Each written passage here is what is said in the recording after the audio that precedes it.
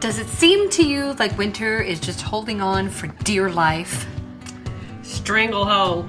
Everybody's had snow up to their ears. Eyeballs. And then, of course, Punxsutawney Phil, Oh, a month or so ago, what did he tell us? who pays attention to a rat?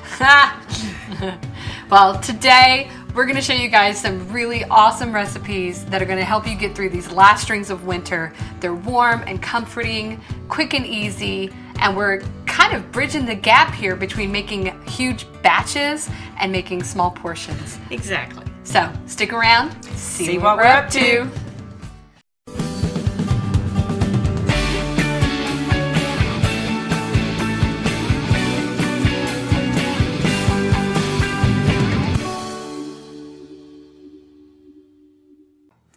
We're going to start off today. We're going to make some Cajun gumbo. And it doesn't have a roux in it, so it's not going to be a scary thing. Awesome, because roux, I can't make a roux to save my life, first of all. And second of all, to make a roux, you have to use a lot of flour. And it's really hard to make a roux low carb. So I'm really excited to see what this is going to. We're going to start off with about 2 tablespoons of butter and about 2 tablespoons of olive oil. Okay. And we're going to let that kind of mush around here and get heated up. Smoosh. And we're going to, you can hear the sizzle. Woo, look at that sizzle. Woo. But that's good because we want these vegetables to saute, and they're going to cool it down real fast anyway. Right. So we're not going to brown the vegetables. Okay. We're going to make them to a glisten where they translucent. Okay. Okay. I've got about a cup of bell pepper. I've got about a half cup of celery. 2 cups of onions, and I've used 2 different colors of bell pepper to give it a little pretty color. So that's what we're going to start out with. So you can use any combination you want. Yeah, it is loud. That's awesome. Look at that. I love that sound. Well, look at that. Isn't that pretty? Why don't you grab the salt and pepper and let's throw a little bit in here, because you need to salt and pepper every time you add an ingredient. I even buy unsalted canned goods like the tomatoes and things like that for soup, because I want to know how much salt I put in. I don't care what they do. So we're going to let this stay win. Just keep going. This is Cajun food, honey. It's got to have a little tingle to you. All right, that ought to be good. You can see it. Mother always said, pepper it till you can see it. And the blinder I get, the more I eat. So that's one thing I can say about Grandma. She peppered her food. Yeah.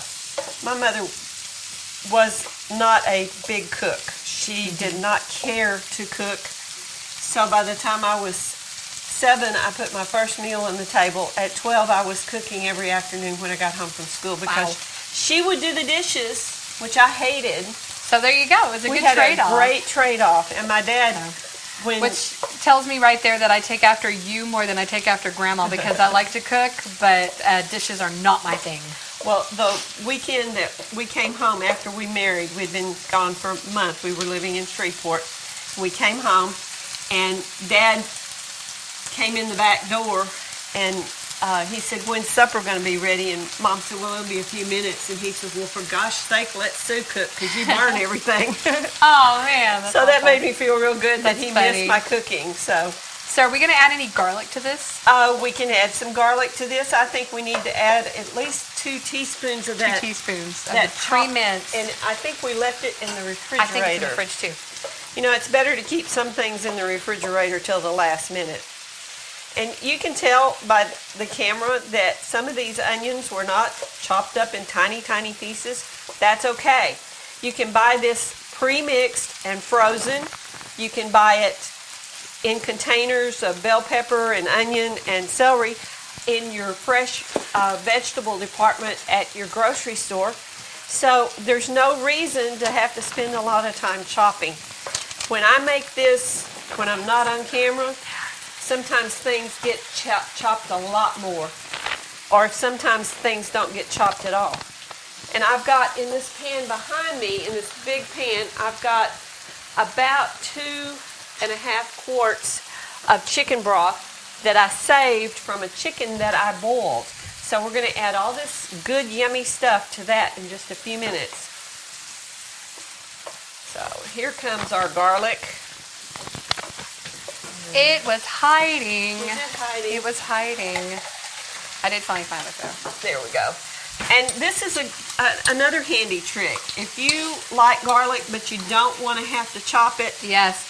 Buy I use it this stuff all the prepared. time. So you want a couple of cloves worth then. Yeah, about like that. That's About like plenty. that. That's good. It sounds like a lot, but we're making Oh, it's not a enough lot. for me. I like garlic. I Yeah, want- you do. Put a little more in there. we're making a ton, and there's a reason for this. We are batch cooking today. We are batch For cooking. this, we're batch cooking. We are batch cooking a couple of times this week because I don't want to cook every night. Right? I don't know about Exactly. you. Handling food is fun. I love to cook, but it's just me and your dad, and Yeah. I really don't want to have to cook every time he comes in the front door. I understand, and we're so busy with, piano lessons and church and school and all sorts of things that, for me, sometimes I just don't want to cook. And so, whereas in the past, the easiest thing would have been to go get fast food or go get pizza, now I just go to the freezer and see what I got hiding in there, and I usually have something pretty good in there. So Okay, I want you to hand me that smoked sausage. okay, And this is kielbasa, right? kielbasa. Okay. And you can use any kind you want. If you can get andouille sausage, it's always great because that's the original Cajun. Right. Pulsa, kielbasa, smoked sausage in general, anything works. So you could even use Italian sausage. Oh, I if bet you that would wanted be good. to. It would That'd be work. a good different flavor. Oh yeah. I like that. Because there's a lot of, there's a lot of French in Louisiana, there's a lot of Greek, Italian. The muffalata huge melting is pot. a Italian-based sandwich, if you think about it, because it has pastrami and salami Right. and all that on it. It's a real fusion food. Right. Okay, we need Now we to open need- this can of All right, tomatoes, I can do that. and I'm going to start tossing in the spices. You want to hand me Awesome. that bowl of spices? Yes, I've all got your goodies in there.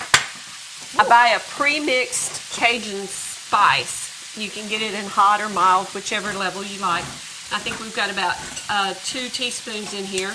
Okay. And then I've got 2 teaspoons of dried parsley. You can use fresh parsley if you want. If you don't want to chop it, that's fine. What else have I got in here? Salt and pepper. Salt, pepper, Cajun seasoning. Yeah, I think that's it. Yeah. And we're going to go ahead and mix that in here because, one of the important things that people forget is spices need to be cooked. And this It just toasts them, right? Yeah, it releases the oils in it and just makes it. And guys, you can see the smell coming up here. It just, oh my goodness, that's the way you should smell your food while you're cooking it. Okay, Really good. that's a can of diced tomatoes, Right. and we're going to add that. Okay. Now, Liquid and all. Yeah, some Cajun assume. food does not call for tomatoes, but we were raised that you put whatever you had in the garden in it at the time, and I just love the flavor of tomatoes in my It just Cajun adds a food. little bit something. It adds a little something. Yeah, To it. it does. A depth Now- of flavor. You add hot sauce until you think you're going to start sweating. And this is a particularly mild sauce. Some of our real Cajun friends laugh at us, say that we don't Yes. put enough hot sauce in there. And we need some Worcestershire sauce for that too. We do don't need we? some Worcestershire sauce. All right. I'll go grab Did the we- Worcestershire sauce. Where we set it. So this is about ready to add to our broth over there, and I have some cooked chicken that I shredded. I boiled a chicken, and girls, boiling a chicken is the easiest thing you can learn to do. And cooking a chicken is basically very easy. You get a pot of water, you stick a big fat chicken in it, you throw in a bay leaf and some salt and pepper, and you let her rip. So it's not complicated. And I will put that recipe on the blog when I put this recipe up. And you're saying, well, why are you doing an electric skillet? I'm doing that so you can see what we're doing. And I'm heating it all the way through. And then we're going to transfer it to our broth over there. Now, look how pretty that is. It was here the whole Now, time. this is something you could eat as a casserole. Yeah, absolutely. I would eat it just like that, honestly. How much of this do I put in? Just keep going. Probably about 4 tablespoons, I think is about what I put in. That's about there. That's good. Now this is going to give it that brown. I love Worcestershire sauce. Yeah, You this can't- is one of my favorite flavors because I know I put it in just about everything savory that I make nowadays. Yeah. really. It just adds a layer, and that's all you want to do is add a layer. Oh, Let's my turn this goodness. off Okay. and unplug this thing. All right. Donut And stuff. I tell you what, you handle the, Okay. and I'll hold it over here, and you scrape it in without flopping it all on. Whoa, like you just did, right? Yeah, just like it's going Oh on. my goodness! So we need some of Joyce's aprons today, don't we? We should have put the apron on. That's true. And let me get that off the back of the stove before it Before it catches fire. catches cremates. Oh. It's like all of a sudden it just hit that broth and the aroma is, so good. And I want to set this over there so they can see how much. This is making a ton. yeah. A ton. This is probably for one person, this is, I'd say, A lot. 2 weeks worth of meals, maybe. And think of it this way. You can strain the broth, Yeah. puree the solids, or eat it as, here, use this, it's hot. I've got it, it's fine. Okay. So it's a three-way meal. And that's one of the beauties of making a beautiful soup. Don't be afraid of soups because Soups are awesome. they're very nutritious, delicious, and they'll get you through a winter night real easy. I know a lot of people are a little bit afraid to eat soup after surgery because we're told not to eat and drink at the same time. Soup is not exactly the same concept there, and it's fine. It really is fine to eat it. And it's actually a great way to get in some protein if you're having a hard time getting protein in. So In a few minutes. you've got one more ingredient to add before. Are we going to add? Oh, I forgot. How could I forget my wine? Most important part. For this much the wine. soup, you would want to put about a cup of wine in here. A few glugs. Yeah. She's just going to let it glug. It's gonna it's gonna Make a bubble. happen- We're gonna let this cook down, and as Grandma would have said, that's a wash pot of soup. Uh-huh. And we're just gonna let it cruise. Okay. We're gonna turn it down and just let it continue because it's gonna reduce a little bit. Uh-huh. Doesn't matter what kind of wine you put in it, Okay. as long as you put some wine in it. All right. The wine will tenderize the meat. And then at the very end, right before we serve it, we're going to throw some shrimp in for about Okay. 5 minutes, and Okay. we'll be excellent. That sounds good. All right. So Hide this. we'll do that in just a second. We'll be right back. So somebody had a senior moment and forgot a very vital ingredient to our gumbo. Okra. Okra. Can't have gumbo without okra. Plus, okra takes the place of the roux. Mm-hmm. That was the whole point of not using the roux, is that we were putting okra in. Right. If you can leave it out, if you don't like okra, there's no problem Although I with do that. have to say, the way that we've made this, especially if you put it in the crock pot and let it go for a really, really, really long time, the okra just melts away. I don't like okra, and honestly, I can't really even tolerate it with my sleeve. But in this, it's fine, and I can tolerate it just fine because it just kind of gets all melty. Gets real and soft. It's really good. So in don't goes be the- afraid of it. In goes the okra. Every little bit of it. All right. Now we're going to let it reduce, and in just a minute, we're going to add some shrimp and show you what this stuff looks like. We'll be right back. All right, real quick, we have 2 pots going on back here. We have this one that we've been working on, and this is got a while to cook yet. But this other pot back here is almost done, so we're going to show you real quick how we put the shrimp in. I just got some frozen shrimp in here. And we're just going to toss them in. They don't have to be anything perfect. And use however many you want to use. You can use 5 or 6, or you can use 2 packages. It's I love however much shrimp, you so want. I'd put a ton of shrimp in there So personally. I'm putting just a little bit in here because we got the other pot to finish out. Yep. And but just let those go until they turn pink, and they're going to look like this. Is what it's going to look like when it's over. I want you to notice, this is what happened to the okra. It fell apart. It just fell apart. And this is what happens. This is going to cook for a Probably- couple of hours. You can really. cook it that long. It can reduce. It just makes it better. And just kind of check the pot, and if you see that it's getting a little too dry or the liquid's getting too low, just add some more broth or some wine in there and it's fine. But I think I've got enough broth in here it could reduce for the next 2 or 3 hours and it'd be fine. So I think it's time to give this a little taste, I think don't so. you? I'm going to go Going for the shrimp. shrimp. And the okra. Absolutely. Mm-hmm. I think I got a hold of something else. I'm just going to get a shrimp. That flavor is so good. It's not too spicy. That's what I love. Dropped it.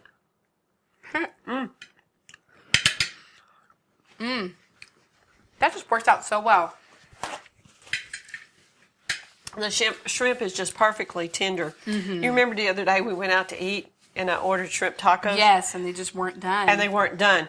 They've got to be warm all the way almost through. white. If you look at these shrimp right here, They turn translucent when they're cooked. they become translucent and white, and the tail becomes a bright pink. If they're not this color, they're not done.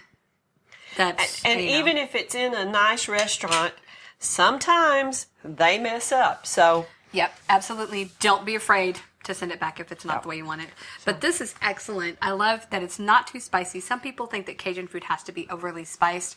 This isn't. You give it a little bit of that kick right in the back of your throat, and otherwise it's so good. It's my really good. biggest complaint about eating Cajun food in Texas is they think it has to be totally hot. Yes, and it doesn't not. have to be. It's flavor, not spice. Lots of Little layers. spice, but a lot of flavor. All right, so coming up next, I've got a very quick and easy soup that you can throw together in a crock pot in the morning and come back in a few hours and have this amazing, delicious aroma permeating your house. We'll show you that in just a second. All right, guys, I'm going to show you something that is quick, easy, insanely flavorful, and it's just awesome. I love my crock pot. I've got 2 different sizes of crock pot. I have a really big one that I do a lot of batch cooking in, but then when I'm doing something just for me and the hubs or for me and the kids or whatever for one night, I use my little bitty one here. This is a quick and easy soup that is so easy and quick. And we're going to see how many times I can say quick and easy in one segment. All right, so what I've got here is I've got a few onions, you want a lot of onions for this. You want about 3 or 4 onions. This is a half a batch, so this is probably about 2. But you're going to use about 3 or 4 onions, and you're going to saute them in a combination of olive oil and butter. If you don't use olive oil, you can use some coconut oil, and that works too. Just saute them on low, medium low, stirring them every once in a while until they start to kind of turn mushy and a little bit brown, and you've got your perfect onions for this. This is a French onion soup, by the way. Did you put garlic in that? I did. I put garlic. I also added some thyme to it when I sauteed it, and salt and pepper. And that's all I added to that. All right, now I'm going to add 2 cups of beef broth. And then I need about a half a cup of that red wine you got over there. I'm just going to pour that right on top. As you can see, super simple. Do you know you can even buy sliced onions now in your produce department? It's insane. So you don't like slicing onions, go buy them pre-sliced. Because you really don't want to miss out on this recipe. It's so good. Do you add some water to that? Nope. Just like this. Just the broth and the wine. And now we're going to add a couple more sprigs of thyme. I'm not going to add all that thyme because that's a lot of time. Nobody needs that time. Not much time. Ain't nobody got time for that. So that's enough for like 2 servings? So this is about 2 servings. This is about 2 half-cup servings right here in this little crock pot. You can make more. You can make less. All you do is just adjust the amount of broth that you add. So I'm going to put this over here.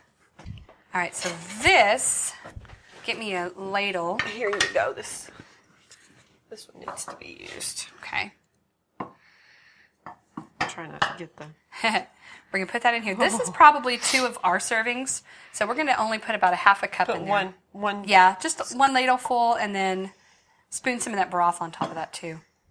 There we go. All right, now, French onion soup traditionally has a big slice of bread right on top, and then it's covered with Swiss cheese and broiled. We are going to forego the bread, and we're just going to top it with some Jarlsberg Swiss. You could use Just Gouda like or this. provolone. You can use whatever you like. Our favorite cheese in our house is smoked Gouda, and that would be what I would put on this personally. This is Jarlsberg, and it is delicious. So I'm going to pop this under the broiler real quick, and in just a second I'm going to show you what it looks like, all nice and brown and bubbly. So I'll be right back to show you what it looks like. Hey guys, welcome back. She's enjoying the smell. Smells so good. It does, and look how beautiful that is. What you do is you ladle this into an oven-safe bowl. You're going to ladle probably about a half a cup serving in there, and you're going to sprinkle the Jarlsberg on top as much as you want, as much as you can tolerate, as much as you like. And you're going to pop it under the broiler for about 5 minutes to 6 minutes until it's melty and brown. And now we're going to dig into this. This is one of my all-time favorite comfort food soups. Because look at that cheesy, look at that. Oh my gosh, it's just hanging onto it. It is hot. And I can't even get an onion. I know, that's one of those comfort bites that Mom's always talking about right there. You need a small little bite. There we go. Is it good? It's good. That's good.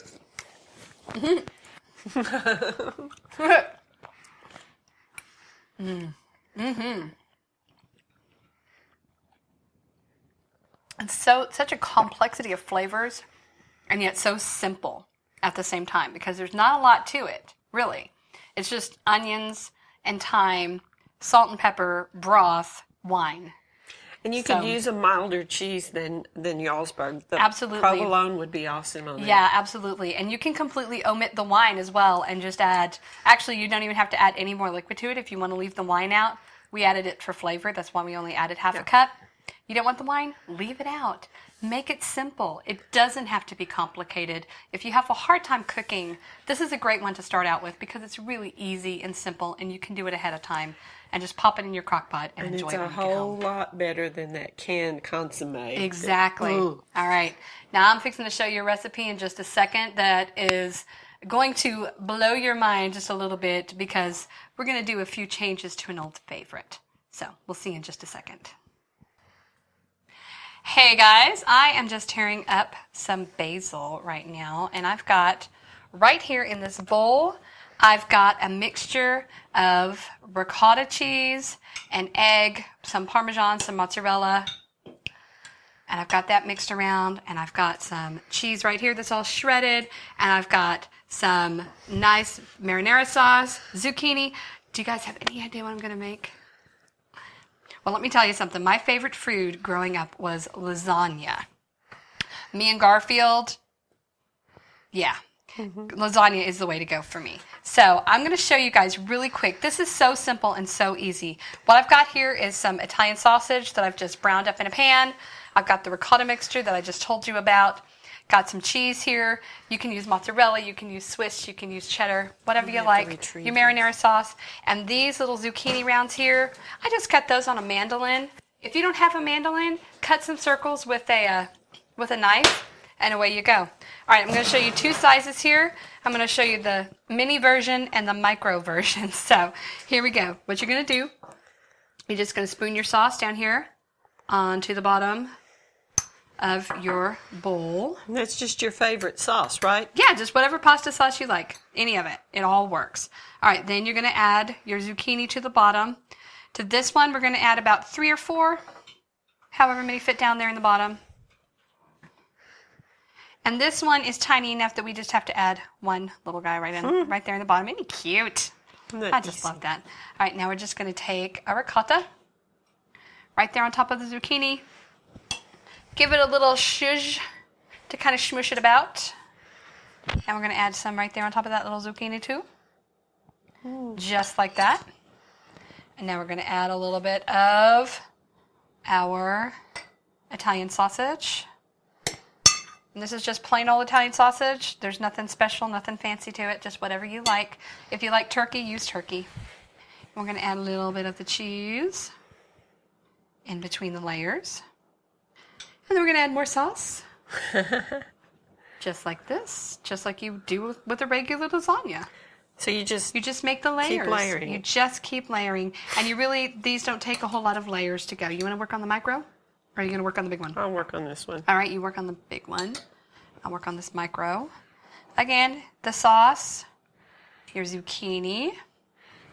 Oh, sorry. Okay. I stole the ricotta. You beat me. I did. All right, ricotta. Ricotta for you. A little bit more for me. Italian sausage. Want some Italian sausage on there for you? Yes. Okay. She says for me, I can't, there's no way I can eat all that. I know, that's why I'm also showing the micro version. The micro version is probably more going to be our yeah, tummy serving friendly. size. Yeah.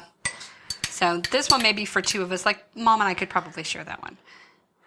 So, all right. And then we're just going to pop the cheese right on top, just like this. Now we are going to pop these into a 350-degree oven, and we're going to bake these off just until it gets bubbly and the cheese is melted.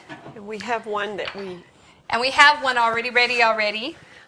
it's We're going to move our stuff out of the way so we can show you. really hot. It is really hot, but this is, and just so you know, the zucchini does give off some liquid, so there's a good chance that you're going to have some liquid in here. It's okay. Don't be afraid of it. It's normal. It's supposed to be there. Not going to hurt anything. Just make sure when you eat, you have your little napkin going and so you don't drip on you. But it's so easy. And Don't touch it. It's hot. I know. It's hard for me to not touch it. It's so easy and quick and simple, and Well, who'd have thought, the hardest thing is cutting the zucchini thin. Exactly. And if you have a hard time with that, just, like I said, use a knife. And really, the thickness of the zucchini doesn't really matter a whole lot. No. And I've cut it longwise to make it layer in a baking dish. Mm-hmm. So, it's good. So you can do this for a single serving portion, or you can, like she said, cut it lengthwise and make an entire pan for a whole family. Either way, it is great, awesome, low carb, high protein. It is so good, and you don't miss the pasta, and that's awesome. So this is a wonderful wintertime comfort food. Exactly. So that is it, guys. Thank you guys so much for joining us. We've had so much fun today. We hope that these recipes, that you've enjoyed them, that you tried them. If you try them out, you know what? Let us know what you think. Did you try them? Did they work? Did they not? Let us know. We love comments. We love suggestions. Don't forget to click that little like button and subscribe. And if you haven't already, please share us with all of your friends, because that really helps us out a lot. And you know what? We want this information to go to everybody. Thank you, guys. Come back and see us. See you later.